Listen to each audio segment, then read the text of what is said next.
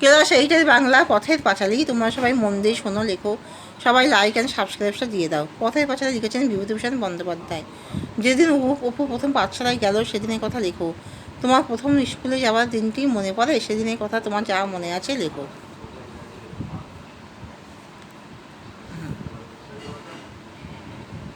অপুকে যেদিন প্রথম পাঠশালায় যাওয়ার কথা তার মা বলে, সেদিন অপুর খুব অভিমান হয়েছিল।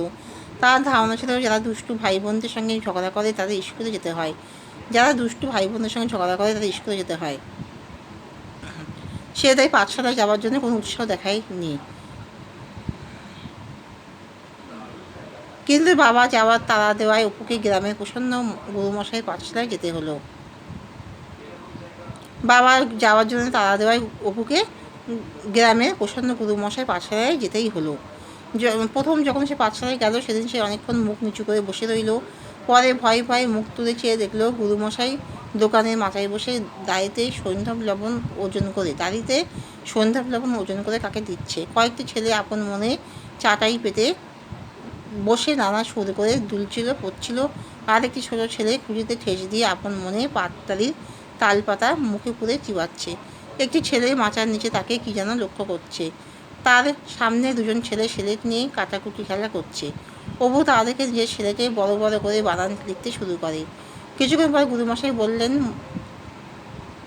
কি হচ্ছে? গুরুমশাই ছেলের দেখে বকা দিলেন। এরপরে অপু হেসে উঠল। গুরুমশাই হাসার জন্য আবার বকা দিয়ে উঠলেন এবং একটি ইট আনতে বললেন। তা শুনে অপুর খুব ভয় হলো। সে ভাবল ইটখানা শাস্তি দেবে বলে আনতে বলা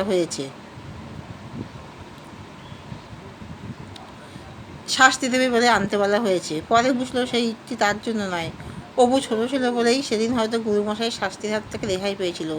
হ্যাঁ, আমার প্রথম স্কুলে যাওয়ার দিনটি মনে পড়ে। আমি স্কুলে বাবার সাথে গেলাম। শিক্ষক মহাশয় আমাকে একটি শ্রেণীকক্ষে নিয়ে গেলেন, যেখানে আমার মতো আরও অনেকজন ছেলে মেয়ে ছিল। তারপর ছেলেকে শিক্ষক মশাই আমাকে অ আ লিখতে বলেছিলেন এবং নামটা মুখস্থ জিজ্ঞাসা করেছিলেন। আমি ছেলেকে অ আ লিখেছিলাম এবং নামটা মুখস্থ বলেছিলাম। অপুর পাঠশালাটি কেমন ছিল?